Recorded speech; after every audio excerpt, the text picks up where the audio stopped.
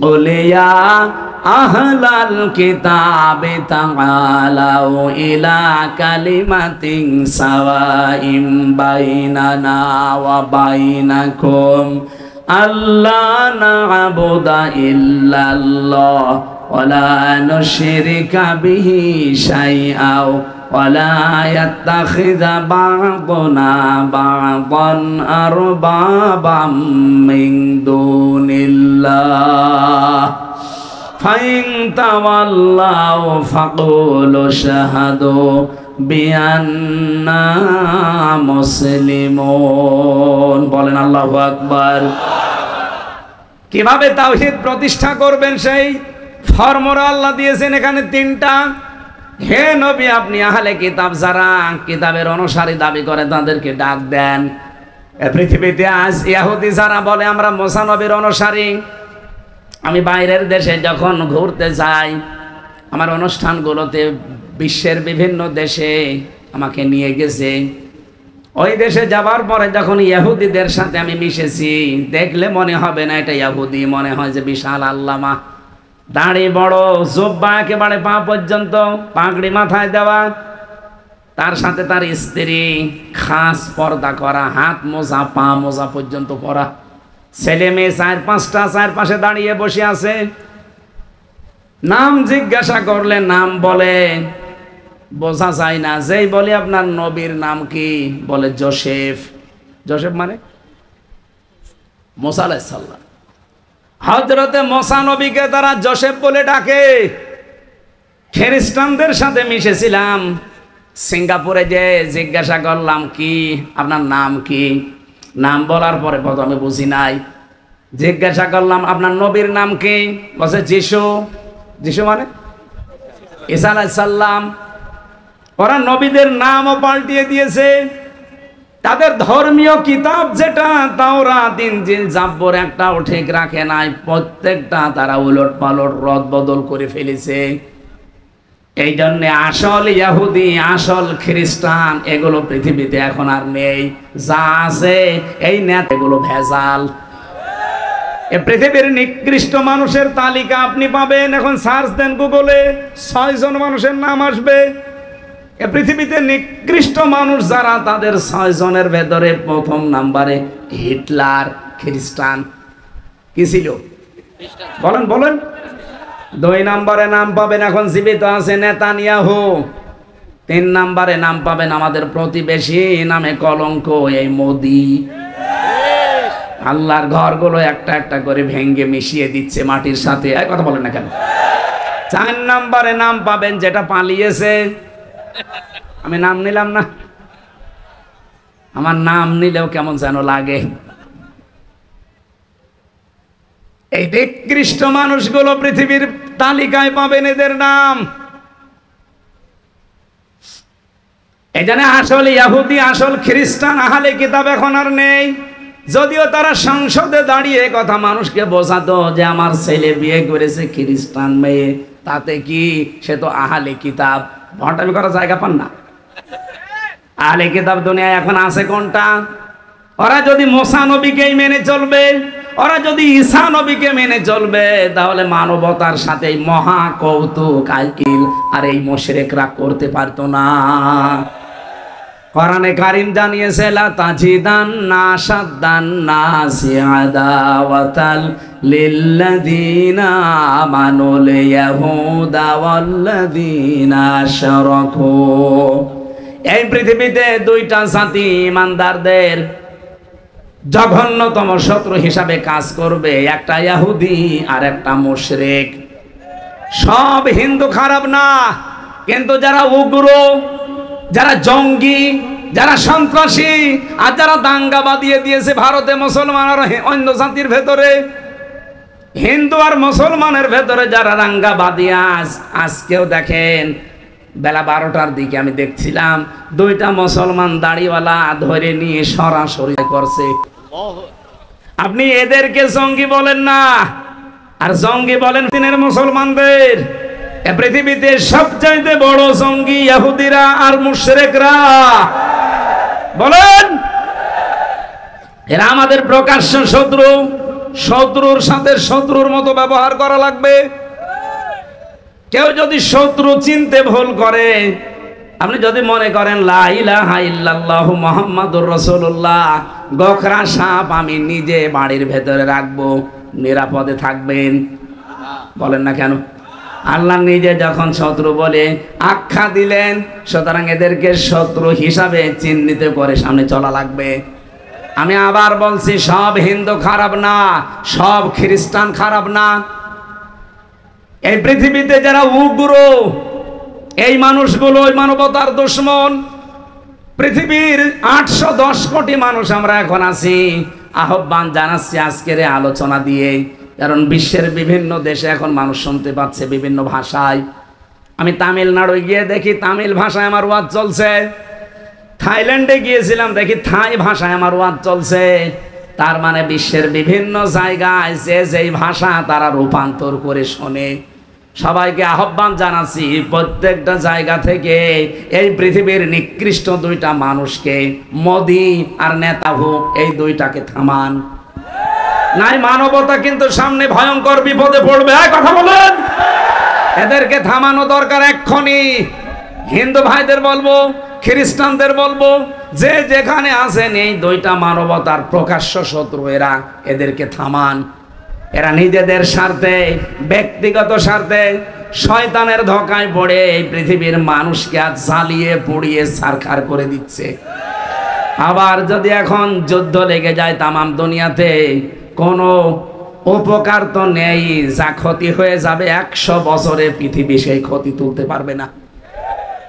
এই জন্য আহলে কিতাব সত্যিকার অর্থে যদি কেউ থেকে থাকেন, যেহেতু এই দেশে ওইরকম সেরকম কিছু নেই, আমাদের দেশে তাহলে এখন নবীর এই প্রথম ভিশন এবং মিশন যদি আমরা কায়েম করতে চাই, কি সেটা তাওহীদ প্রতিষ্ঠা। দল মত জাতি বর্ণ ধর্ম নির্বিশেষে সবাইকে আমরা ডাক দিয়ে আসেন। 3টা বিষয় যদি আমাদের এক থাকে, সেখানে আমরা আর কোনো ফতোয়াবাজি, মতপার্থক্য, মতানৈক্য করব না। 1 নম্বরে আল্লাহ না'বুদা ইল্লাল্লাহ, সিদ্ধান্ত নেওয়া লাগবে যে আল্লাহ ছাড়া এই দুনিয়ায় আর কারো ইবাদত হবে না। কথা বলেন না কেন? আজকে সুন্নি জামাতের যে অনুষ্ঠান ছিল গতকালকে, ওনারা যে ঘোষণা দিয়েছে, ওনারা কি কোনোদিন এই ঘোষণা দেয় যে আল্লাহ 5 জন? কথা বলেন না কেন? আমরা সবাই মিলে বলি আল্লাহর ইবাদত ছাড়া অন্য কারো ইবাদত আমরা করব না। আমিরে জামাত ডাক্তার শফিকুর রহমান হাফিজাহুল্লাহ ময়মনসিংহে গতকালকে আপনারা দেখেছেন, স্টেজে কতগুলো বিভিন্ন রাজনৈতিক দলের আলেমদের হাত সব আকাশের দিকে তুলেছে, বলছে আমরা আল্লাহ এক, কোরআন এক, রাসূল এক, যাওয়া লাগবে এক কবরে, আমাদের আর কোনো মত পার্থক্য নেই, আমরা সব এক। আমরা তো তাওহীদ প্রতিষ্ঠার জন্য প্রথমে এইটাই চাই, যারা বলবে আল্লাহ ছাড়া কারো ইবাদত আমরা করি না, তারাই আমার ভাই। এক কথা বলেন না কেন? তারাই আমার দলের লোক। 2 নম্বরে ওয়ালা ইয়াত্তাখিযা বা'দুনা বা'দান আরবাবাম মিন দুনিল্লাহ, আমরা আল্লাহর সাথে কাউকে শিরিক করব না, অংশীদার করব না। এখন শিরিকটা কি এইটা জানা লাগবে। আর 3 নম্বরে আল্লাহ বাদে অন্য কাউকে আমরা অভিভাবক হিসাবে মানব না। এই যে এক জায়গায় এসে ঐক্য হওয়ার মূল নীতি কিন্তু এই 3টা। এই বাংলাদেশে যারা এই 3টার সাথে একমত, আমরা তাদের সাথে আছি না নেই? 2 নম্বর কি বললাম? ওয়ালা নুশরিকা বিহি শাইআ। হে নবী, আপনি তাদেরকে বলে দেন যে আমরা আজকে থেকে আল্লাহর সাথে কাউকে শিরিক, আরো জোরে বলেন, মানে শিরিক কি এইটা আপনাকে আগে ক্লিয়ার হওয়া লাগবে। শিরিক বিল জাত, শিরিক বিল সিফাত, শিরিক বিল ইখতিয়ারা, শিরিক বিল হুকুক, আমি 120 প্রকার পর্যন্ত তাফসিরের কিতাবে পেয়েছিলাম। আপনি এই তথ্যটা পাবেন তাফসিরে ফি জিলালিল কোরআন, সাইয়্যিদ কুতুব রহমাতুল্লাহ আলাইহি নুশরিকা বিহি শাইআর ব্যাখ্যায় তিনি দিয়েছেন 120 প্রকার। এখন একটা একটা করে যদি শিরিকি বলতে যাই, আয়াতি আমার শেষ হবে না। আমি একেবারে সামারাইজ করে এক বাক্যে জবাব দিচ্ছি। এদিকে তাকান, এই এদিকে তাকান। শিরিক কত প্রকার, কি কি, এটা আমার উদ্দেশ্য না বলা। এক কথায় আপনাকে আমি শিরিক বোঝাবো, লাইন আশরাকতা লা ইয়াহবাতান্না আমালুকা। কত বড় কঠিন কথা, লাইন আশরাকতা লা ইয়াহবাতান্না আমালুকা। আল্লাহ পাক বলেন, হে নবী, আপনি আর আপনার পূর্বে যারা গত হয়ে গেছে দুনিয়া থেকে, কেউ যদি শিরিক মিশ্রিত আমল নিয়ে আমি আল্লাহর কাছে হাজির হয়, আমি আল্লাহ বলছি ওর জীবনের ইবাদত তো কবুল হবেই না, ও ক্ষতিগ্রস্ত হয়ে যাবে। নবীকে যদি আল্লাহ বলতে পারে, আমরা তো এক আর দুই, কথা বলে দেখা। এই জন্য শিরিকটা ক্লিয়ার হওয়া লাগবে আজকের আলোচনায়। আমি এক কথায় জবাব দিতে চেয়েছি, এদিকে তাকান। আল্লাহ যেটা পারে ওটা অন্য কেউ পারে, এই বিশ্বাস করার নাম শিরিক। বুঝেছেন কিনা বলেন? আল্লাহ যেটা পারে ওটা অন্য কেউ পারে, এই বিশ্বাস করার নাম শিরিক। যারা করে তারা মুশরিক। মুশরিকের জন্য জান্নাত হারাম, জাহান্নাম ওয়াজিব। সূরা মায়েদার ভেতরে আয়াতগুলো আছে, 6 নম্বর পারা 19 নম্বর পৃষ্ঠার 12 নম্বর লাইনে আছে, ইন্নাহু মাইয়ুশরিক বিল্লাহি ফাকাদ হারামাল্লাহু আলাইহিল জান্নাহ ওয়া মাআওয়াহুন নার, ইলা আখিরি আয়াত। আমার যে দলিল দেওয়া উদ্দেশ্য না, আমার উদ্দেশ্য হচ্ছে এই কথাটা ক্লিয়ার করা। এদিকে তাকান ভাই, আল্লাহ যেটা পারে ওইটা অন্য কেউ পারে। বলেন বলেন, সন্তান দিতে পারে কে? ওটা অন্য কেউ পারে। যদি অন্য কেউ পারে এই বিশ্বাস আপনি করেন, আপনি শিরিক করলেন। আর শিরিক করলে সে কি? বলেন বলেন। এই পৃথিবী বানিয়েছে শুধুমাত্র কে? অন্য কেউ এর সাথে যোগ আছে। কেউ যদি মনে করে যে না অন্য কেউ আছে, সে কি? পৃথিবী যেহেতু আল্লাহ বানিয়েছেন, সৃষ্টিকর্তা আল্লাহ, পৃথিবীর সব কিছুর সৃষ্টির মালিক কে? এর ভেতরে অন্য কারো হাত আছে। কিন্তু একজন এই দেশে বলে ফেলেছিল ফসলে বরকত দেখে যে মা দুর্গা গজে চড়িয়ে এসেছে, এই জন্য ফসলে বরকত হয়েছে। সৃষ্টিকর্তা আমরা সবাই জানি আল্লাহ, উনি বানিয়ে দিল অন্য কাউকে, উনি কি হয়েছে? মুশরিক। বলেন বলেন, আরো জোরে বলেন। পৃথিবী যেহেতু আল্লাহ বানিয়েছে, শুধু এতটুকু না, আলাহুল খালকু ওয়াল আমরু, বানিয়েছি আমি, আইনও চলবে। আরো জোরে বলেন। সুতরাং আল্লাহর এই জমিনে আল্লাহর আইন বাদ দিয়ে অন্যের আইন যারা আজ প্রতিষ্ঠা করার জন্য দল করেন, ভোট দেন, সমর্থন করেন, মিছিল মিটিং করেন, টাকা পয়সা খরচ করেন, আপনি কিন্তু আল্লাহর সাথে শিরিক করছেন। এটা আমি বানালাম। সূরা আলে ইমরান 4 নম্বর পারা 9 নম্বর পৃষ্ঠার 3 নম্বর লাইনের 154 নম্বর আয়াতের মাঝের অংশে আছে, ইয়াকুলুনা হাল্লানা মিনাল আমরি মিন শাইইন কুল ইন্নাল আমরা কুল্লাহু লিল্লাহ। হে নবী, ওরা জিজ্ঞাসা করে যে আইন তৈরি করার ক্ষমতা আমাদের আছে? আপনি বলেন যে না, এটা শুধুমাত্র তৈরি করবে কে? আরো জোরে। সুতরাং বাংলাদেশে যা চলছে এটা কি আল্লাহর আইন না মানুষের আইন? মানুষের এই আইন যারা প্রতিষ্ঠার জন্য চেষ্টা করেন, আল্লাহর কসম আপনি কিন্তু মুশরিক হয়ে গেছেন। আমরা চাই জমিন যার, আইন তার। অনেকে আজ বলে বাংলাদেশে জামাত ইসলাম যারা করে তাদের আকীদায় সমস্যা। এই মাজলুম দলটার উপরে এরকম একটা তহমত আপনি দিতে পারলেন?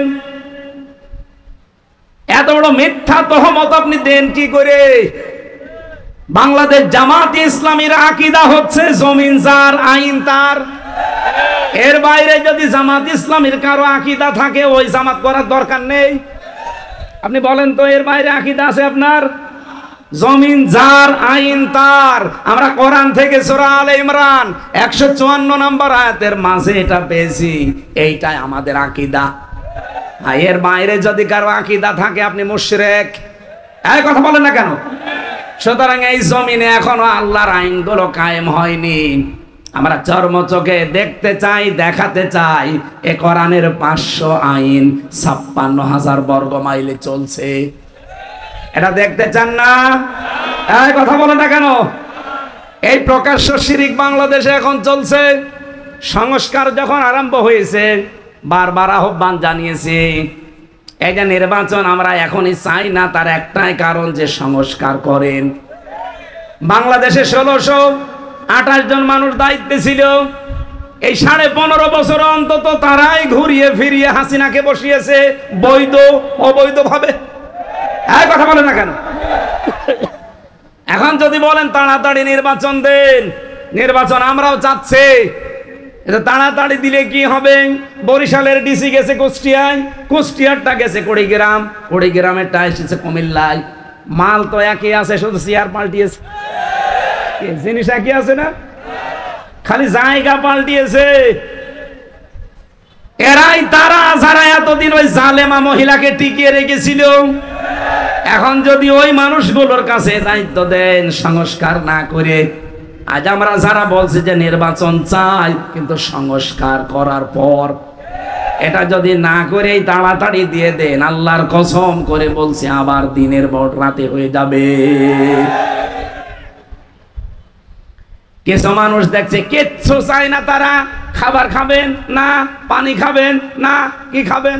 নির্বাচন। আরে নির্বাচন তো খাওয়া যায় না, না খাবো। একটা উপন্যাস পড়ছিলাম, আমার জীবনের একটা পেশা না নেশা আমি জানি না, উপন্যাস দেখলেই সে ছোটবেলা থেকে আমার পড়ার অভ্যাস। পড়তে পড়তে দেখলাম বাসর রাতে স্ত্রী বসে আছে, দাদি শাশুড়ি এসে বলছে, ওই বউ কি করবা জানি না, আমার কিন্তু পুঁতি চাই। বলছে, দাদি একটু সময় দেন আমারে। শাশুড়ি এসে বলছে, বৌমা আমাদের কিন্তু নাতি চাই। বলছে, মা আপনি সময় দেবেন না। দেবর আর ননদ এসে বলছে, ভাবি কি করবা জানি না, আমাদের কিন্তু ভাতিজা চাই। বলছে, আমারে সময় দাও। স্বামী এবার এসে বলছে, বউ কি করবা জানি না, আমার কিন্তু বেবি চাই।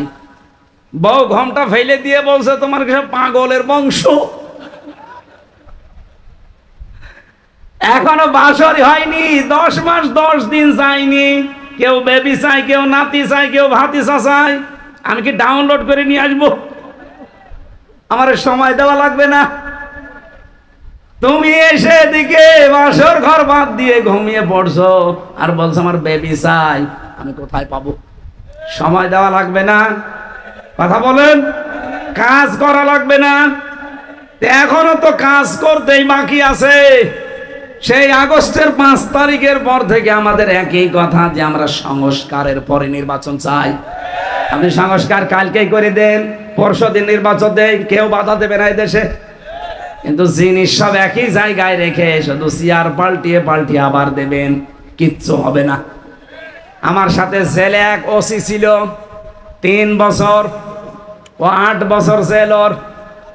আমি তো ফাঁসির কন্ডেম সেলের ভেতরে যোগাযোগ বিচ্ছিন্ন ছিলাম, আমার সাথে কেউ কথা বলতো না ভয়ে, কারণ সিসি ক্যামেরা দেওয়া, 2 জন কারারক্ষী সামনে বসা, আমার আর মামুনুল হক সাহেবের। আমার মনে হচ্ছে এমন কিছু করেছি যে আমাদের দিকে তাকানো নিষেধ। কিন্তু ওসি সাহেব তো উনি আবার আমাদের কুষ্টিয়ার একজন নেতা আছে, তার ভাগ্নে, খুব বড় মাপের নেতা, ভেতরে ওরকম মস্তানি নিত। ওনারে কেউ কিছু বলতো না, কারণ ভেতর থেকেও তার পাওয়ার আছে। একদিন আমার এসে বলছে, হুজুর আমি একটা তাওবা করেছিলাম, একটু দেখেন তো হয়েছে কিনা। কিভাবে? এই যে ভোট গেল নির্বাচনে, আমি বাইরে ছিলাম, রাত 12টার পর থেকে আমি আমার লোকজন দিয়ে ভোট কাটা আরম্ভ করলাম। ফজর পর্যন্ত বাক্সগুলো বিভিন্ন জায়গায় পাঠিয়ে দিলাম। ফজরের নামাজের আগে আমি গোসল করে ওযু করে 2 রাকাত তাওবার নামাজ পড়লাম। এরপরে বললাম আস্তাগফিরুল্লাহ, আমার এই তাওবা হয়েছে না? না, এটা ইয়ার কি হয়েছে? এর নাম তো তাওবা না। আপনি কি আল্লাহর কাছে দোষ করেছেন যে আস্তাগফিরুল্লাহ পড়েন? আপনি তো দোষ করেছেন হামজার কাছে। কথা বলে না কেন? একজন হেলাল সাহেবকে এমপি বানাতে 3.5 থেকে 4 লাখ হামসা লাগবে। কথা বলছেন এখন? সবার ভোট আপনি নিজেই দিয়ে দিলেন, আর এখন বলেন আস্তাগফিরুল্লাহ, না মাফ হয়নি। আপনি যদি মাপ পেতে চান 8 বছর আপনার জেল, জেল থেকে বের হয়ে ওই 3.5 লাখ 4 লাখ মানুষের কাছে যাবেন, বলবেন আমি ভুল করেছি, জালেমের পক্ষে কাজ করে আমার ভুল হয়ে গেছে, আপনারা মাফ করে দিন। ওরা যদি বলে ঠিক আছে মাফ করে দিলাম, তাহলে আপনি মাপ পাবেন। আর ওরা যদি বলে না কিসের মাপ, তুই এদিকে আয়। আমার তো ওনার নিয়ে চিন্তা হয়, ওই দিন থেকে বলেছিলাম যে ওসি সাহেব আমার তো ভয় হচ্ছে আপনারে নিয়ে, 8 বছর আপনার জেল, এতদিন পরে আপনি বের হবেন, বের হওয়ার পরে দেখবেন এই 4.5 লাখ হামসার ভেতরে অনেক হামসা মারা গেছে, আপনি তাদের কাছে ক্ষমা চাবেন কি করে? এজন্য এই 15.5 বছরে 1628 জন মানুষকে নিয়ে আমার খুব চিন্তা হয়, যারা এই জালেমাকে টিকিয়ে রাখার জন্য সর্বাত্মক চেষ্টা করেছে। কথা বলছেন? এরকম ভুল আর কেউ করবে? যারা দায়িত্বে আছেন, আগামীতে যদি এই ভুল করেন, আপনার কপালে ওই ওসির মতো আছে। আপনি আল্লাহকে ধোঁকা দিয়ে বোকা বানাতে গিয়েছেন যে হুজুর আমার আস্তাগফিরুল্লাহ হচ্ছে কিনা দেখে। কিসের তাওবা? তাওবা করা লাগবে তার কাছে, অপরাধ যার কাছে। আপনি যদি আল্লাহর কাছে অপরাধ করেন, ওনার কাছে মাপ চান। আপনি অপরাধ করলেন আমার কাছে, আর মাপ চাবেন কাবার গিলাপ ধরে আল্লাহর কাছে, আল্লাহ জীবনও মাফ করবেন। এরকম মানুষ দুনিয়ায় ছিল না। এই কথা বলেন না কেন? এজন্য আমরা বারবার চাচ্ছি শিরিক যেন জীবনে আমাদের না আসে। আল্লাহ যেটা পারে ওইটা অন্য কেউ পারে না। এই জমিন বানিয়েছে আল্লাহ, আইনও দিতে পারে কে? সুতরাং আজকে থেকে তওবা করেন যে অন্যের আইন প্রতিষ্ঠা যারা করতে চায়, সে আমার বাপ হতে পারে, আমার স্বামী হতে পারে, আমার নেতা হতে পারে, আমি তার পেছনে নেই। সে মুশরিক, জাহান্নামে যাবে, আমি তার সাথে জাহান্নামে যাব। আমি কি পায়খানা খেয়েছি? সুতরাং আশা করছি আপনার বিবেকের দরজায় তালা লাগানো, তালা খুলবে আজকে।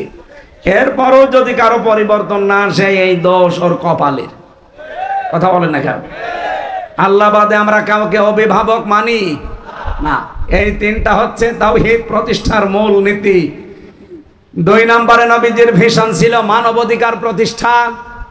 আপনি সূরা আন-নিসার 58 নম্বর আয়াতে দেখবেন মানবাধিকার কি করে প্রতিষ্ঠা করতে হয়। ইন্নাল্লাহা ইয়া'মুরুকুম আন তু'আদ্দুল আমানাতি ইলা আহলিহা। অবশ্যই আল্লাহ তোমাদেরকে নির্দেশ দিচ্ছে তোমাদের যাবতীয় আমানত তার প্রাপকের কাছে পৌঁছিয়ে দাও। এখানে আমানাত বহুবচন, তাফসিরে মারিফুল কোরআন আমি নিজে পড়েছি। আমানত মানে তিনি লিখেছেন ভোট। সুবহানাল্লাহ বলতে পারেন নাই? সুতরাং ভোটকে যারা মনে করেন দুনিয়ার কাজ, এটা রাজনীতি, আপনি কোরআনও পড়েন নাই, কোরআন বোঝেনও নাই। আল্লাহর নির্দেশ তোমাদের সবাইকে তার যাবতীয় আমানত তার প্রাপকের কাছে পৌঁছিয়ে দেবা। আমানত মানে রায়, সমর্থন, সিদ্ধান্ত, ভোট। 9টা অর্থ লেখা আছে ওখানে। কেন ভোট দেবেন? ওয়াইদা হাকামতুম বাইনান নাস আন তাহকুমু বিল আদলি। যখন ন্যায় বিচার করবা মানুষের ভেতরে, ক্ষমতা না থাকলে ন্যায় বিচার করা যায়? বলেন বলেন। আল্লাহ আজ সাজানো দেখেছেন কি করে? ভোটের কথা বলার পরেই ন্যায় বিচারের কথা দিলেন। মানুষের অধিকার প্রতিষ্ঠার জন্য অবশ্যই আপনার হাতে পাওয়ার লাগবে, নয়তো আপনি ন্যায় বিচার জীবনেও দেখাতে পারবেন না। আজ এই 15.5 বছরে যারা দায়িত্বে ছিল, শুধু একটা মানুষের কথা চলতো এই দেশে, বাকি যা ছিল সব ছিল ওনার আজ্ঞাবহ। আমি আমার নিজেরটা বলছি, আমার মামলাটা, এই যে অ্যাডভোকেট সাহেব, আমার 2টা মামলা 3 বছর, আমার মনে হয় সিএমএম কোর্ট, জজ কোর্ট, হাইকোর্ট মিলে প্রায় 30 বার তুলেছে আমার পরিবার, কিন্তু জামিন দেয়নি। অথচ আগস্টের 5 তারিখের পরে মামলা শুধু তুলতে দেরি। জজ সাহেব বলছে এ কি বিচার করবো, এর ভেতর তো কোনো মাল নেই, যান। এ আর কোনো জামিন মামিন না, খারিজ করে দিলাম। আমি এ কথা বলতেও গেলাম, মাননীয় জজ সাহেব এইটা তো 3 বছর আপনার কাছে ছিল, তখন তো বলেন না যে এর ভেতরে মাল নেই, তখন আসলেই খালি তারিখ ঘুরিয়ে দিতেন। আর এখন বলছেন কোনো মাল নেই, জামিন না, খারিজ করে দিলাম। মানে উনি এই কথাই আমাকে জানিয়েছিল খাস কামরায় বসে, হুজুর আমার হাত বাঁধা ছিল, আমার হাত বাঁধা ছিল এতদিন, এই জন্য ন্যায় বিচার করতে পারি নাই। এখন আমার হাত খোলা আছে, আমি এই যে ন্যায় বিচার আজকে করলাম। আমি জানতাম সেই 20 সাল থেকে যে আপনার কোনো দোষ নেই, কিন্তু এই 3টা বছর আমারও বিবেক মানে নাই, কিন্তু আমার হাত বাঁধা। আর যেহেতু আমার হাত খোলা আছে, আমি ন্যায় বিচার করে দিলাম, মামলা জামিন না আমি সব খারিজ করে দিলাম। জান, আমরাও চাই শুধু এই জজ না, বাংলাদেশে যারাই যেখানে দায়িত্বে আছে, এই বন্দর থানার ওসি সহ প্রত্যেকটা মানুষের হাত আবু সাইদের মতো যেন খোলা থাকে। আপনারা চান না? কারা কারা চান বলেন তো? লিল্লাহে তাকবীর।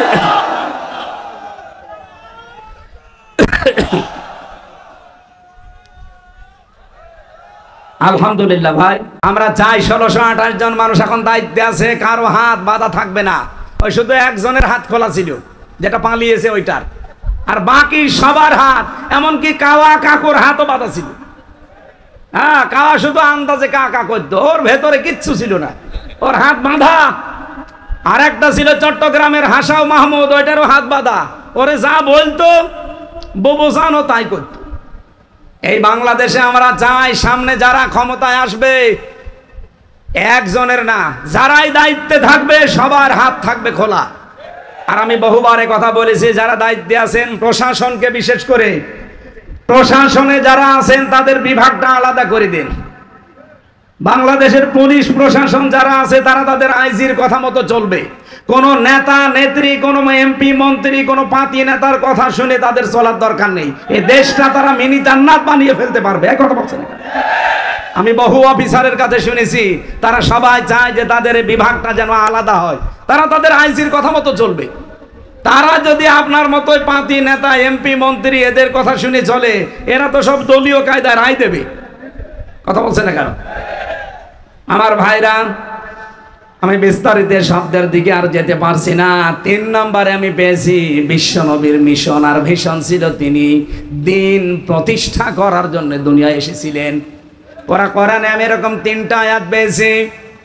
সূরা তাওবার 33 নম্বর আয়াত, সূরা ফাতহার 28 নম্বর আয়াত, সূরা সফের 9 নম্বর আয়াত। একই কথা আল্লাহ 3 বার নবীজিকে প্রেরণের উদ্দেশ্য হিসাবে জানিয়েছেন। আমার খুতবার ভেতরে এই কথা ছিল, আনাশহাদু আন্না মুহাম্মাদান আবদুহু ওয়া রাসূলুহুল মাবউসু ফিনা বিল হুদা ওয়া দীনিল হাক্কি লিইয়ুযহিরাহু আলাল আদিয়ান। রাসূলকে আমি পাঠিয়েছি এই কারণে, দিনে হক দিয়ে, সত্যের বিধান দিয়ে, পৃথিবীতে যত ধর্ম আছে, দিন আছে, সবার উপরে আমার ইসলামকে, দিনকে এজহার করবে। এজহার মানে, এই কোন দিকে তাকিয়ে আছেন আপনি? এজহার মানে কি? না না, এজহার মানে স্পষ্ট কে বলেছে আপনাকে? এটা তো সে মানধাত আমলের অর্থ। আধুনিক ব্যাখ্যা হচ্ছে এজহার মানে বিজয় করা। প্রতিটি নবী রাসূলকে আল্লাহ পাঠিয়েছিলেন জমিনে, এমনকি আমাদের রাসূলকেও পাঠিয়েছেন দিন বিজয় করার জন্য। কথা বলেন ঠিক কিনা? এজন্য লিইয়ুযহিরাহু আলাদ-দীনি কুল্লিহি, দুনিয়ায় যত ধর্ম আছে, যত দিন আছে, কত ধর্ম আছে দুনিয়ায়? 4500। সব ধর্মের উপরে ইসলামকে তিনি বিজয়ী করবে, এটা তার মিশন আর ভিশন ছিল। আল্লাহ পাক বলেন, মা তাদউহুম ইলাই, হে নবী এদিকে যদি মানুষকে ডাকেন, কাবর আলাল মুশরিকিন, সব চাইতে বেশি মন খারাপ হবে মুশরিকদের। এই বাংলাদেশে দিন বিজয় করার কথা বললে মন খারাপ হবে কার? আপনি কি মুশরিক? হ্যাঁ, সবাইকে আল্লাহ দিন প্রতিষ্ঠার কাজে, দিন বিজয়ের কাজে আল্লাহ লাগাবে না। এদের পরে আল্লাহ দিয়েছেন, আল্লাহু ইয়াজতাবি ইলাইহি মাইয়াশা ওয়া ইয়াহদি ইলাইহি মাইয়ুনিব। আল্লাহ যাকে নির্বাচিত করেন, যাকে পছন্দ করেন, তাকেই দিন প্রতিষ্ঠার কাজে, দিন বিজয়ের কাজে লাগান, এবং যে লোকটা আল্লাহ অভিমুখী হয়। সুতরাং বাংলাদেশে 2024-এর আগস্টের 5 তারিখের আগ পর্যন্ত, এদিকে তাকান, আগস্টের 5 তারিখের আগ পর্যন্ত একটা জরিপ পেয়েছিলাম মাইক্রোসফটের, খ্রিস্টানরাই জরিপ দিয়েছে। 257টা দেশ আছে পৃথিবীতে, সব দেশ দিয়ে তারা একটা রিপোর্ট বানিয়ে পাঠিয়েছে যে বাংলাদেশে আগস্টের 5 তারিখের আগ পর্যন্ত মাত্র 100 জনের 15 জন চাইতো যে দেশে দিন কায়েম হোক, ইসলাম কায়েম হোক। কতজন? 100 জনের মাত্র 15 জন, তার ভেতরে হেলাল সাহেব একজন।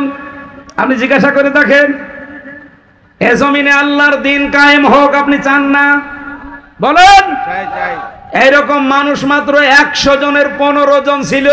বাংলাদেশে এখন 100 জনের 77 জন মানুষ চাচ্ছে আল্লাহর দিন ইসলাম এই দেশে কায়েম হোক। কেউ বলতে পারছে, কেউ পারছে না। এই রিপোর্ট তো আমরা বানিয়ে বলি নাই, খ্রিস্টানদের দেওয়া। এই জন্যে অনেকরা আমার বামের মাথা খারাপ হয়ে গেছে। গোবিন্দ পরামানিকের মতো মানুষ বলছে দেশে ইসলাম কায়েম হোক, তাহলে আমরা নিরাপদে থাকতে পারবো। হ্যাঁ, কথা বলেন না কেন? আমিরে জামাত ডক্টর শফিকুর রহমান এসেছিলেন বরিশালে, তার আগে দেখলাম আগে হিন্দু বক্তব্য দিচ্ছে। কি শোনেননি হিন্দুর কথা? গাইবান্ধায় এক হিন্দু, তার আগে একটা ঠাকুর পুরোহিত, সে বক্তব্য দিতে গিয়ে বলেছে দেশে যদি ইসলাম কায়েম হয়, জামাত ইসলামী বাংলাদেশ যদি রাষ্ট্রীয় ক্ষমতা পায়, এ দেশে আমরা মায়ের কোলে থাকবো। সুবহানাল্লাহ বলতে পারেন নাই? সবার আশা এখন, ভরসা এখন একটাই, জালাদ্দিন কুল্লিহি, যত দিন আছে সব দেখা শেষ। সামনে যদি ইসলামের বাংলাদেশ হয়, আমরা সবাই নিরাপত্তা পাবো। এই কথা বলেন না কেন? নিরাপত্তা দেওয়ার জন্য যে কয়েকটা নিয়ম নীতি মানতে হয়, তার ভেতরে এটা একটা। দিন যতদিন এই দেশে কায়েম না হবে, আমরা কেউ নিরাপদ না।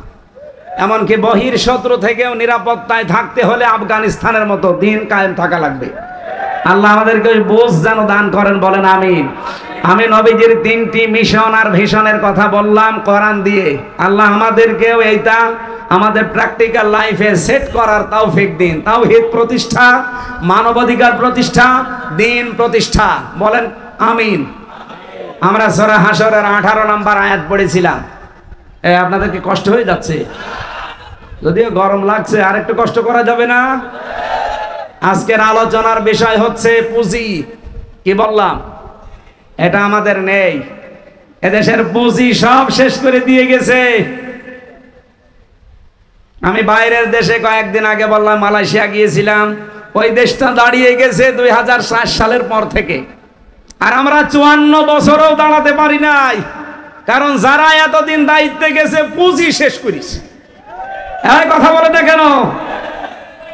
শেখ হাসিনার ছোট বোন রেহানা পাবনার রূপপুর পারমাণবিক কেন্দ্র থেকে এক জায়গায় ৭৬,০০০ কোটি টাকা চুরি করেছে, এক জায়গায়। এই জন্য বাংলাদেশে এখন এত পুঁজি শেষ, এত ঋণ। একজন মানুষ আজকে জন্ম নিক, তার মাথার উপরে ১,০২,০০০ টাকা ঋণ। যারা লেখাপড়া করে জিজ্ঞাসা করে দেখেন কোথায় দিয়ে গেছে। আর এখনো পর্যন্ত অনেকে দেখি জালেমের সাফাই গায়, ওর দাঁত মুখ সব খুলে ফেলা দরকার শয়তান।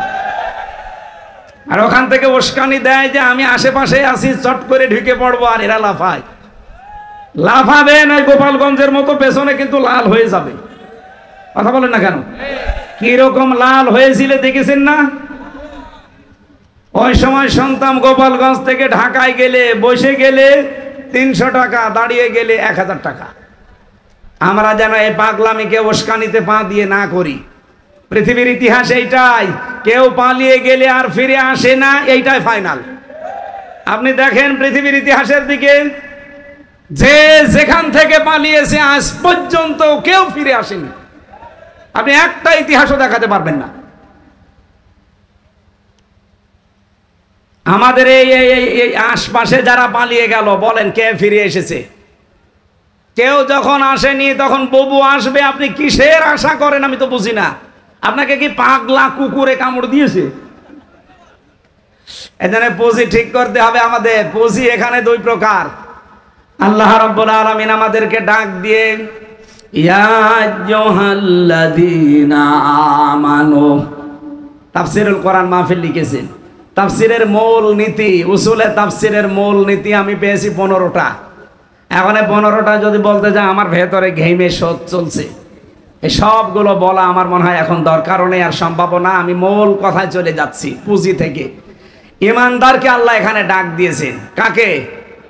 সুতরাং বেঈমান যদি এখানে কেউ থাকেন আপনি চলে যান, আপনার জন্য আজকের এই আয়াত না, আপনার জন্য আলাদা আয়াত আছে। কোন বেঈমান আছেন? এই যে চলে যাচ্ছে এগুলো কি? বসেন বসেন, ওই যে বসে পড়িস, বসেন। ইমানদারকে আল্লাহ ডাক দিয়েছেন। এবার শোনেন, আল্লাহ রাব্বুল আলামিন ইমানদারকে ডাক দিয়ে বললেন ইত্তাকুল্লাহ, আমি আল্লাহকে ভয় করো। কি এটা?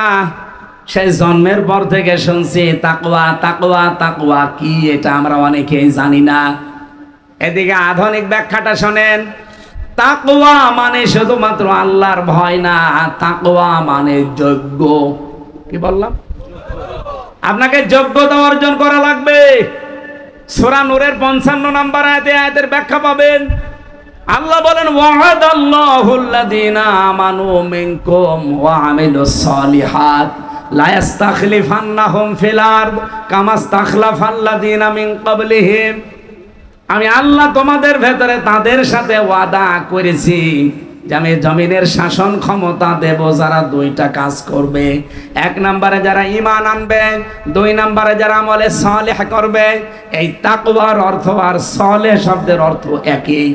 তাকওয়ার অর্থ যোগ্য, সালেহ শব্দের অর্থ যোগ্য। সুতরাং ঈমান আনার পাশাপাশি আমাদেরকে যোগ্যতা অর্জন করা লাগবে। যে যে জায়গায় দায়িত্ব নেবেন ওই জায়গায় যোগ্যতা সম্পন্ন আপনাকে হওয়া লাগবে। আরে বাংলাদেশে এইটারই অভাব। এই কথা বলছে না কেন? এই অভাব পূরণ করার জন্যই বাংলাদেশ জামাত ইসলামী, ইসলামী ছাত্র শিবির, ইসলামী ছাত্রী সংস্থা আল্লাহর কসম এরা মন থেকে এই কাজগুলোই ডেলিভারি দিচ্ছে।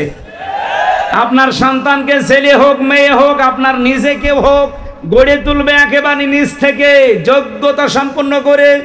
প্রতিদিন 9টা করে পয়েন্ট আপনাকে লেখা লাগবে। শুধু লিখে শেষ করে দেবেন না, 1 মাস পরে আপনার উপরে যারা আছে তাদের দেখানো লাগবে। আপনি নামাজ পড়েছেন একা একা না জামাতে, ওইটাও লেখা লাগবে, ওটা আবার দেখানো লাগবে, আবার সই করে নেওয়া লাগবে। এই কথা বলছে না কেন? যারা এগুলো জানে জিজ্ঞাসা করে দেখেন। আপনার ছেলেকেও ঠিক তাই, আপনার মেয়েকেও ঠিক তাই। এই 9টা বিষয় দ্বারা প্রতিদিন আপনাকে আস্তে আস্তে 6 মাস যদি আপনি পূরণ করতে পারেন, আমি নিজে সাক্ষী দিচ্ছি আল্লাহর কসম আপনাকে আল্লাহ যোগ্যতা সম্পন্ন করে গড়ে তুলবে। এটা আমরা চাই। তাকওয়া মানে শুধু জুব্বা গায়ে দিয়ে, পাগড়ি মাথায় দিয়ে দুনিয়ার কোনো খেয়াল নেই না, আপনাকে যোগ্যতা সম্পন্ন হওয়া লাগবে। আপনি মেয়র হতে চান, মেয়র হওয়ার জন্য যে যোগ্যতাগুলো দরকার, বাইরের একটা মেহমান এসেছে মনে করেন, বাইরের মেহমানের কাছে অর্থনীতি নিয়ে আপনাকে আলোচনা করা লাগবে। ইসলামী অর্থনীতির পাঠ কয়টা আপনার পেটে বোম মারলে আপনি বলতে পারেন না। এখন যদি বলা হয় ইসলামী অর্থনীতির মূল যে পয়েন্টগুলো আছে বলেন দেখি আপনি, আল্লাহর কসম আমি জানি এদেশের বহু মানুষ জানেই না। ইসলামী ব্যাংকে যে নিয়ম নীতিগুলো চলে, এদিকে তাকান, মোশারাকা, মোদারাবা, মোরাবাহা, বায়ে সালাম, বায়ে ইস্তেসনা, বায়ে মুআজ্জাল, ওয়াহেদা, ইসলামী ব্যাংকের যারা আছে এরকম 28টা নিয়ম আমি পেয়েছি।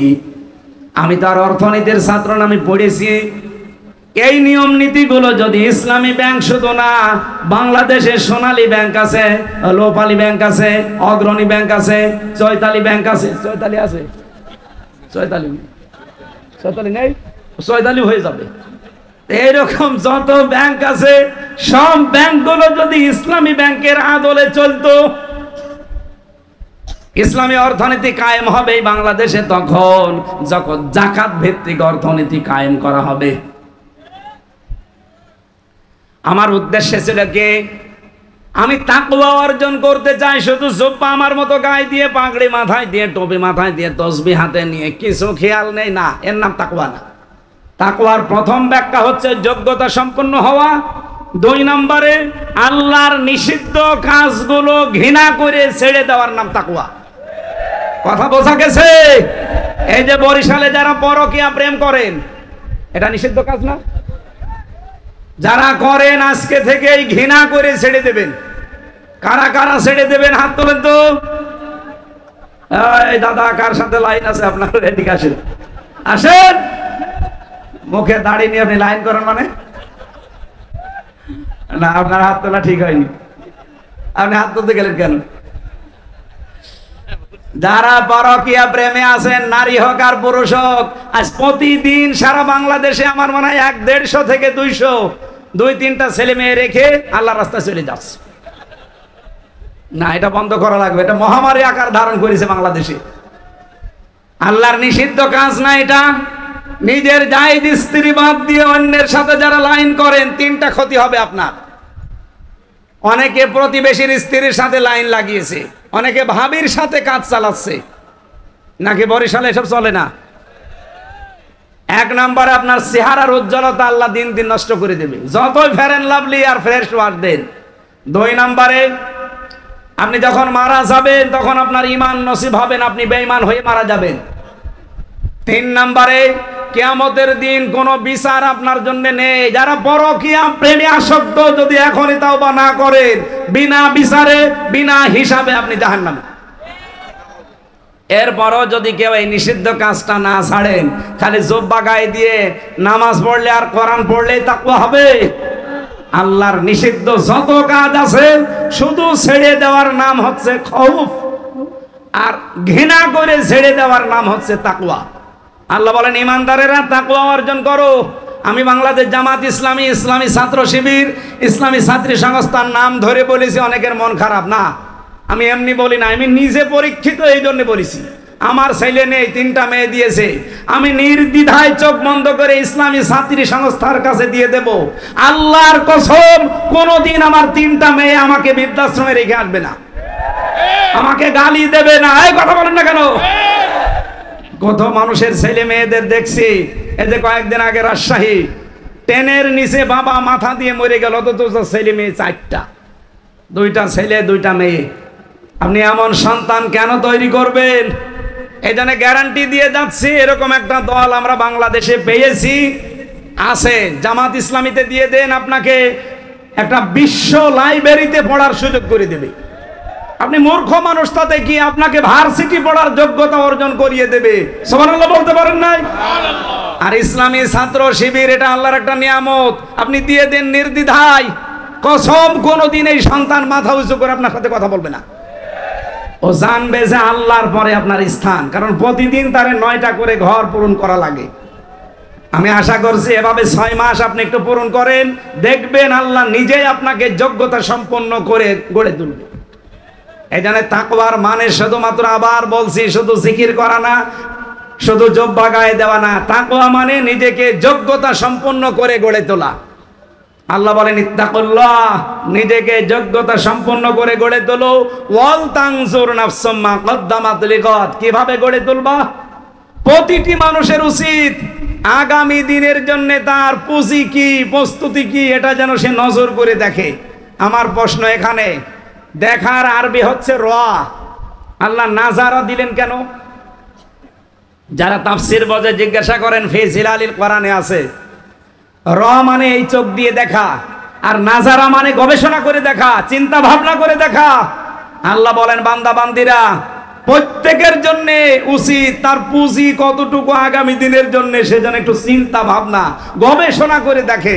আপনি একটু ভেবে দেখেন তো, এখনই চোখ বন্ধ হয়ে গেলে বিশাল জীবন আপনি পার করতে পারবেন আপনার এই জানেকির কাছেই দিয়ে? পারবেন না, কারণ আপনি তো নিজেকে যোগ্যতা সম্পন্ন করে এখনো গড়েই তোলেননি।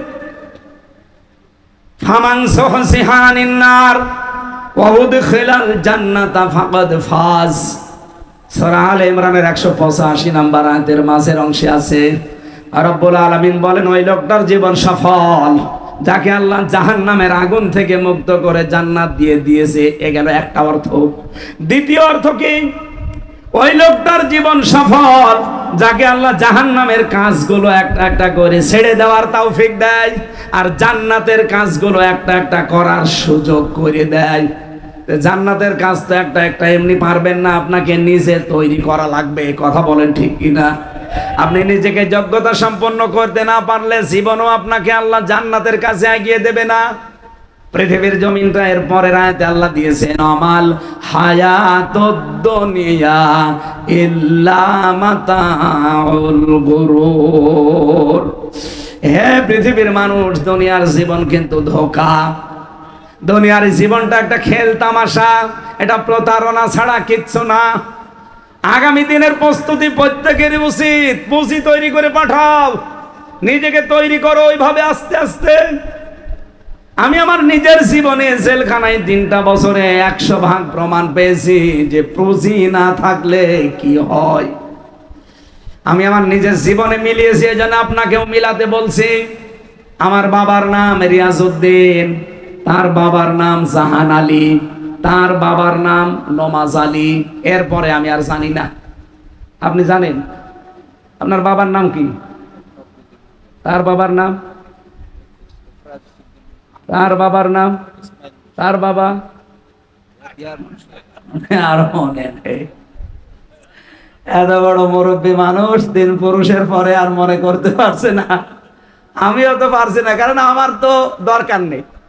আমি নমাজ আলী সাহেবকে দেখি নাই, আমি জাহান আলী পর্যন্ত দেখেছি। বলেন, এই যে মাতাউল গুরুর আল্লাহ দিলেন খেলা করার জন্য না। এই নমাজ আলীর বাবা মাত্র 100 বছর আগে মারা গেছে। এই লোকটা যদি এখন কুষ্টিয়ায় এসে বলে যে এই 2 তলা বাড়ি আমার, এই ভেটা বাড়ি আমি বানিয়েছিলাম, ওর দাঁত মুখ সব খুলে ফেলবো না? কথা বলছে না কেন? যে ইয়ার কি মারেন আপনি? কিসের নমাজ আলীর বাপ আপনি? আমি তো নমাজ আলীকে চিনি না। আল্লাহ বলেন দুনিয়ার জীবন এইটা, আগে পুঁজি তৈরি করো। এই জন্য ওয়াল তানজুর দিয়েছেন, নজর করো, গবেষণা করো, চিন্তা ভাবনা করো।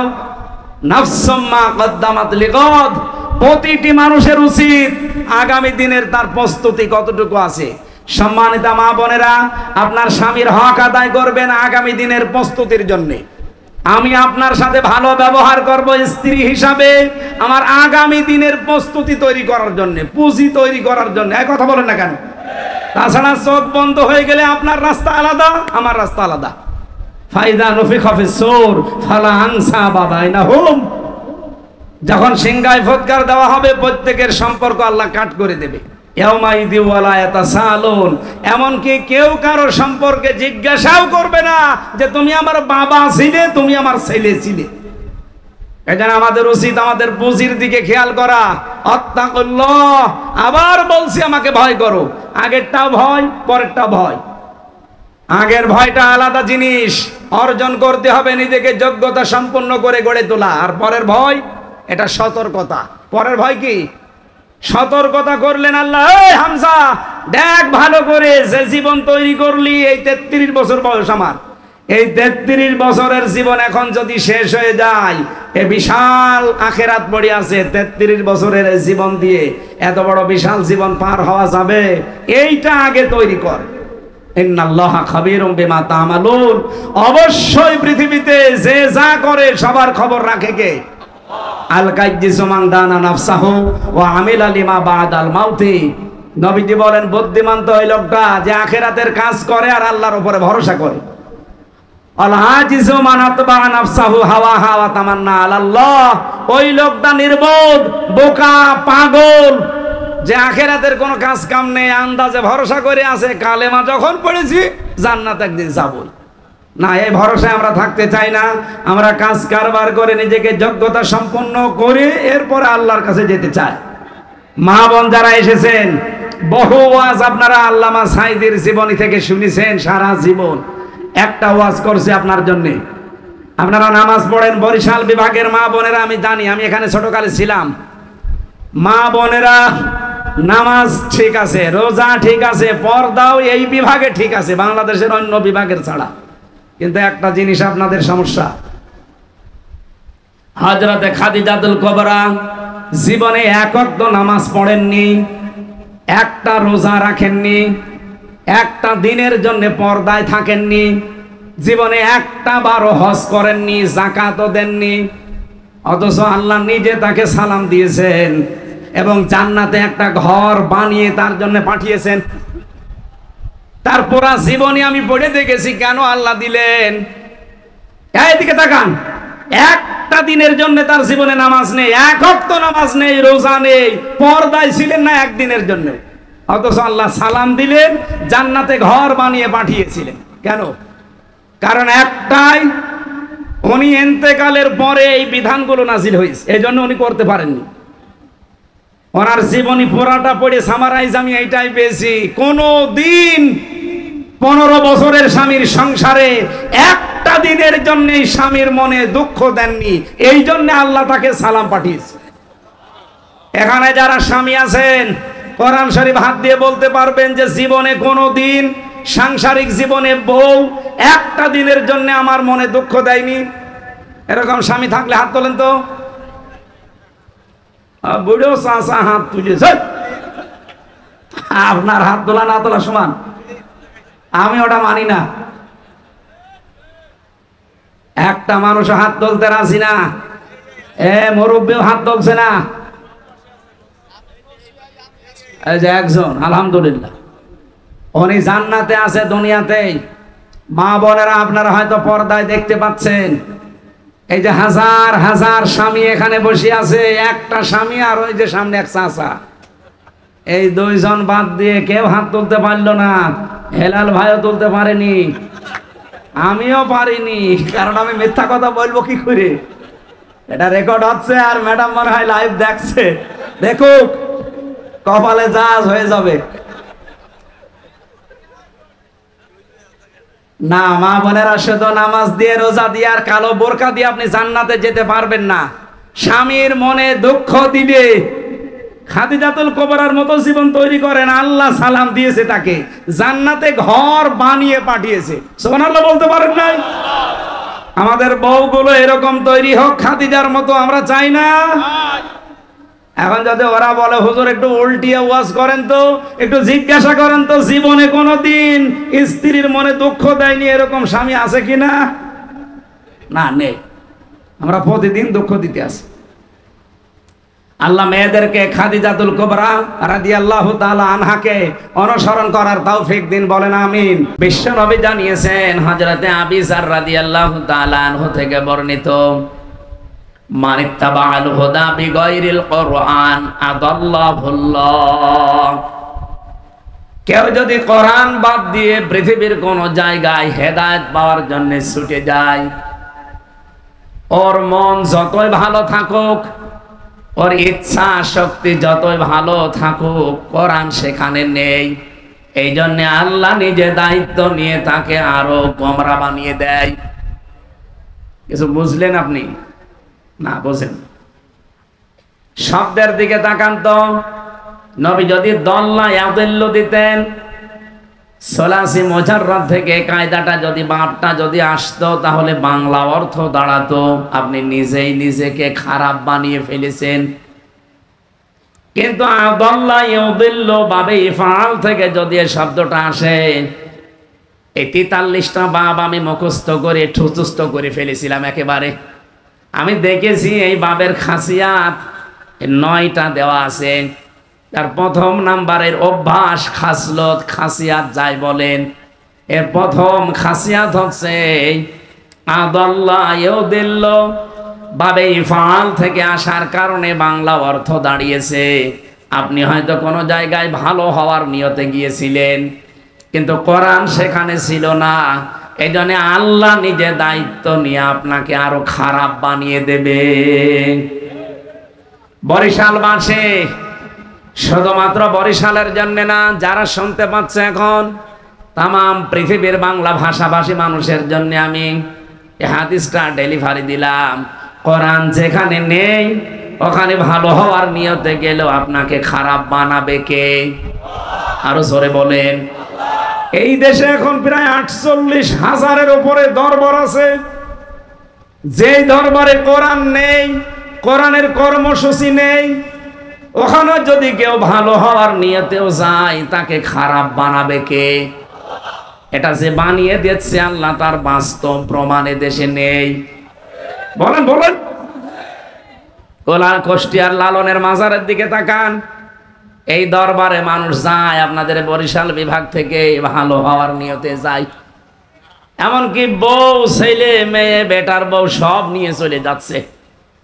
ওর নিয়ত কিন্তু ভালো হওয়া, কিন্তু লালনের এই মাজারে যেহেতু কোরআন নেই, কোরআনের কর্মসূচি নেই, এই জন্য ভালো হওয়ার নিয়তে গেলেও ওখানে খারাপ বানিয়ে দিচ্ছে কে? আগে দেখতাম বিড়ি সিগারেট খেত না, এখন ওখানে যাওয়ার পরে বিড়ি খাওয়া ধরেছে। ও কি ভালো হয়েছে না খারাপ হয়েছে? আগে গাঁজা কি চিনতো না, এখন গাঁজা খায়। ও কি ভালো হয়েছে না খারাপ হয়েছে? ওকে খারাপ বানিয়েছে হামজা কে? বলেন বলেন। এটা যেমন সহজে বুঝে ফেললেন যেখানে কোরআন নেই, ওই দরবার যদি আমার বাবাও কায়েম করে, ওই দরবারে আজকে থেকে আমি আর নেই। না, আপনাদের আওয়াজ ভালো না, এটা মানা যাবে না।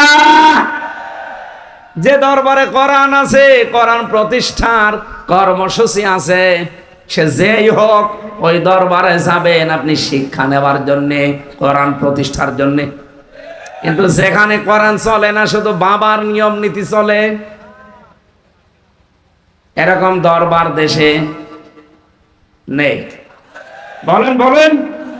তাও তো বরিশাল বিভাগটা যাক অনেক বেঁচে গেছেন। আপনি চট্টগ্রাম বিভাগে যান, ঘরে ঘরে পীর সাহেব, কোরআনের পীর নেই। আমি পুরা চট্টগ্রাম বিভাগ প্রায় জায়গায় আমার অনুষ্ঠানগুলো আমি করে দেখেছি।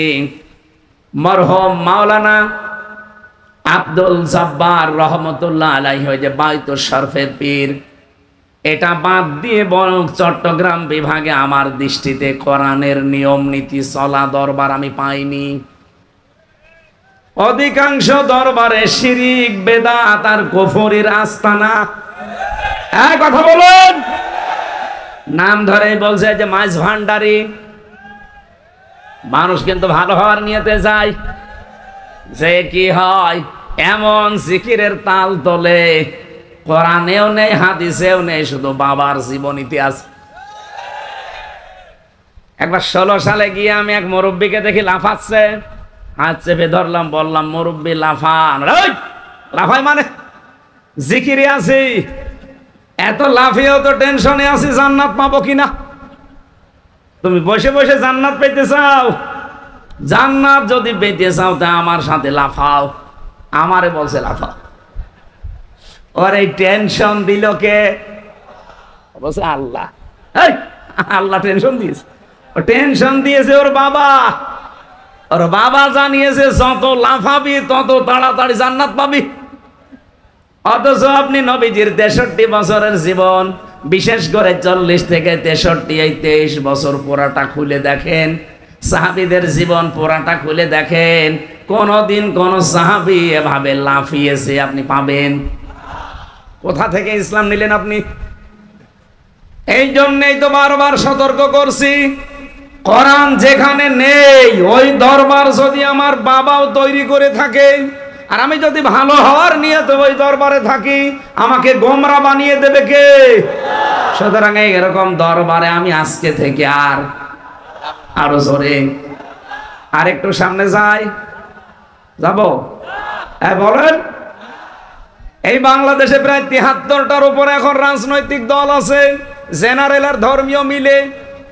যেই রাজনৈতিক দলের কর্মসূচিতে কোরআন নেই, কোরআনের কর্মসূচি নেই, ওই দলের প্রতিষ্ঠাতা যদি আমার বাবাও হয়, ওই দলে আমি নেই। না, এটা এত জোরে বলার দরকার নেই, কারণ এটা আপনারা পারবেন না। এটা কারা কারা মানতে পারবেন দেখি? লিল্লাহি তাকবীর। দেখেন তো, হাত তোলেনি কে? দেখেন দেখেন। আলহামদুলিল্লাহ, ঠিক আছে, আর লাগবে না, হয়ে গেছে। ওয়াজ তো হয়ে গেছে, এবার মোনাজাত করে দিই। আর কি ওয়াজ করবো স্যার? ওয়াজ হয়ে যায়নি। যেই দলে কোরআন নেই, কোরআনের কর্মসূচি নেই, ও দলের যদি প্রতিষ্ঠাতা আমার বাবাও হয়, আমার স্বামীও হয়, আমি আর নেই। তাহলে এই দেশে আর কিছু থাকার কথা? 92% মুসলমান আমরা। আমার আশা আপনারা এই হাদিস মানবেন। আমি শুধু অ্যাডভার্টাইজ করলাম, ভাই আমার কোনো দোষ নেই। দোষ কার? আল্লাহর দোষ নাই নবীজির দোষ। এখন আপনার বিবেকে কি বলে আপনি দেখেন, কোরআন যেখানে নেই, যদি ভালো হওয়ার নিয়ত থাকেন না, খারাপ বানাবে কে? যেন আমরা চাই আপনি যেন খারাপ হয়ে না যান। এই কথা বলেন না কেন? যেহেতু কোরআনে কারীম সবার জন্য হেদায়েতের বাণী নিয়ে এসেছে, হাদা বায়ানুল লিন্নাস, এই যে লাম শব্দটা এখানে আছে, এই বক্তব্য, এই বর্ণনা লিন্নাস, মানুষের জন্য। কোন মানুষ? আমি আরবি গ্রামারে পড়েছিলাম, লাম ব্যবহার করা হয়, এটা হেদায়েতের নাহুতে পাবেন আপনি 13টা অর্থে লাম ব্যবহার করা হয়। বালাগাত মান্তেক যারা পড়ে, অনেক মাদ্রাসার শিক্ষক এখানে বসে আছেন, আপনি দেখবেন এখানে প্রায় 19টা অর্থে ব্যবহার করা হয় লাম। তার একটা অর্থ এসেছে, লাম ব্যবহার হবে জীবিত মানুষদের জন্যে। আল্লাহ পাক এখানে জানাতে চেয়েছেন, কোরআনের বক্তব্য, বিবৃতি, বায়ান এগুলো মরা মানুষের জন্য না, এগুলো জীবিত মানুষদের জন্য। দুঃখজনক হলো সত্য, বিশেষ করে 15.5 বছরে জীবিত মানুষদেরকে কোরআন শোনানো বড় কঠিন হয়ে গিয়েছিল। নাকি বরিশালে হয়নি? হয়েছে। মানে কি, বরিশাল পার হয়ে সেই ভোলা, কোথায় সে চর ফ্যাশন, মনপুরা, কুষ্টিয়া থেকে আমি পৌঁছিয়ে গেছি জীবিত মানুষদেরকে কোরআন শোনাবো, কিন্তু আল্লাহর ওলিরা আমারে তাড়িয়ে দিয়েছে, না হবে না, বাধা দিয়ে সব বন্ধ করে আবার এই প্রায় 300 কিলোমিটার আমি আবার চলে গেলাম কুষ্টিয়া। বলেন তো, যারা বাধা দিল ওদের বাবা মারা গেলে আমারে ডেকে বলবে, হুজুর কোরআন পড়ে দেন। আপনার বাবা তো মরে গেছে, এখন পড়ে করবো কি? যতদিন জীবিত ছিল অতদিন পড়লে কাজ হতো। এক কথা বলেন না কেন? কোরআন শরীফ জীবিত মানুষদের জন্য না মরা মানুষের জন্য? যেহেতু আগস্টের 5 তারিখের পরে একটা পরিবেশ আল্লাহ তৈরি করে দিয়েছে, আগামীতে কিয়ামত পর্যন্ত জীবিত মানুষদেরকে কোরআন শোনাতে যদি কেউ বাধা দেয়, ডিস্টার্ব করে, মার্ক করে রাখবেন, পরে ওই জায়গায় মাটিতে দিয়ে দেবেন বিসমিল্লাহি ওয়া আলা মিল্লাতি রাসূলিল্লাহ বাদ দিয়ে। কয়েকদিন আগে সাথীরা একজন বাধা দিচ্ছিল, আমি তার পরের দিন ছিলাম, আমি বলেছিলাম যে এরকম বাধা সারা বাংলাদেশে দেবে। কিছু মানুষ উস্কানি দেয়, এই যে চাঁপাইনবাবগঞ্জের 2 মুফাসসিরে কোরআন আছে, স্বামী স্ত্রী, হারুন সাহেব আর হারুন সাহেবের বউ, এরা ফতোয়া দেয় যে কোন আলেম ওলামা, কোন ইমাম, মুয়াজ্জিন এরা যেন কোন ব্যক্তির পক্ষে ভোট না চায়, এটা তাদের জন্য জায়েজ নেই। জায়েজ না জায়েজ আপনার কাছ থেকে ফতোয়া নেওয়া লাগবে। আপনি কি মুফতি? আমার নামের আগে মুফতি লিখা আছে, আমি ফিকহ নিয়ে কামেল পাস করেছি। অন্তত আমি যদি ফতোয়া দিতাম তো মেনে নেওয়া যেত, কারণ এই সার্টিফিকেট সরকারি সার্টিফিকেট। আর আপনার কি সার্টিফিকেট আছে? কি দিয়ে ফতোয়া দিলেন?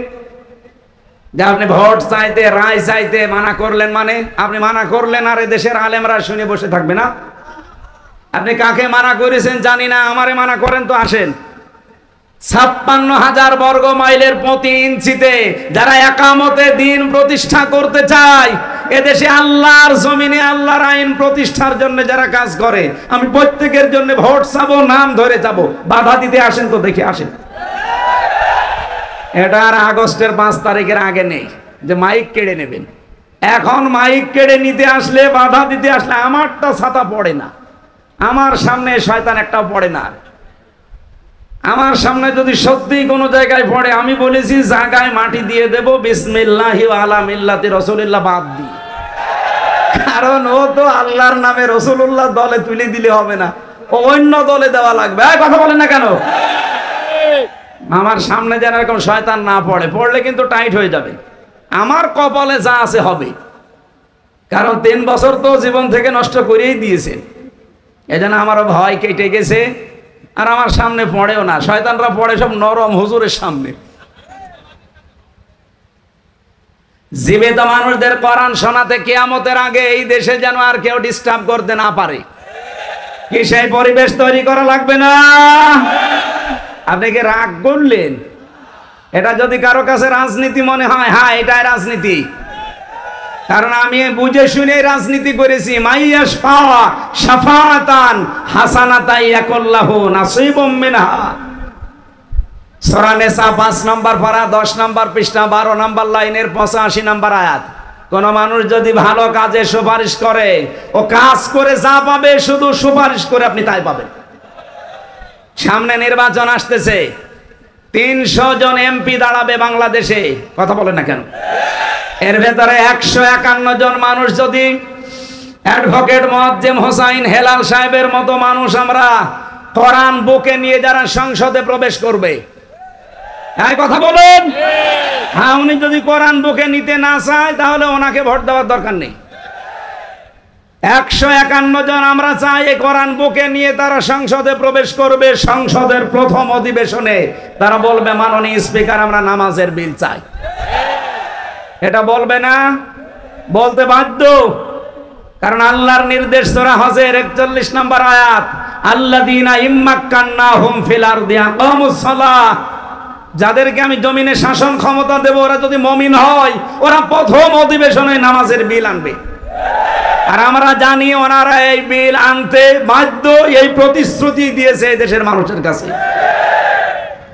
ওনারা যদি বলে যে হাত তোলেন, 151 জন যদি হাত তুলতে পারে, সঙ্গে সঙ্গে বিলটা কায়েম হয়ে যাবে। ওই দিন থেকে বাংলাদেশের 18 কোটি মানুষ নামাজ পড়তে বাধ্য। তখন আর আমির হামজার ওয়াজ করা লাগবে, ভাই সলিমউদ্দিন নামাজ পড়ো? বলেন, 18 কোটি মানুষ প্রতিদিন 5 ওয়াক্ত নামাজ পড়বে। আপনি ভোট দিয়েছিলেন হেলাল সাহেবকে, মাত্র একটা ভোটের কারণে আপনি 18 কোটি মানুষের নামাজে সওয়াব পাবেন। এবার নিয়ে আনেন, কোন হুজুর নিয়ে আসবেন এই ফতোয়া ভুল ধরেন, যে আমারে ফতোয়া ভুল হয়েছে আপনি ধরেন। এটা কারো কাছে মনে হয় হ্যাঁ এটা রাজনীতি করলো, এটা ধর্ম ব্যবসা। আপনার কাছে ধর্ম ব্যবসা মনে হলে এটাই আমার ব্যবসা। আমি চাই এই জমিনে আল্লাহর এই কোরআন কায়েম হোক। এই কথা বলেন না কেন? সবার জন্য যেহেতু কোরআনে কারিম আর জীবিত মানুষদের জন্য আল্লাহ কোরআন দিয়েছেন, আমরা চাই জীবিত মানুষদের বুকের ভেতরে কোরআন থাকবে। অন্তত 151 জন যেন এবার যেতে পারে বাংলার সংসদে। রাজি আছেন? আল্লাহকে একটু হাত দেখান তো। লিল্লাহি তাকবীর।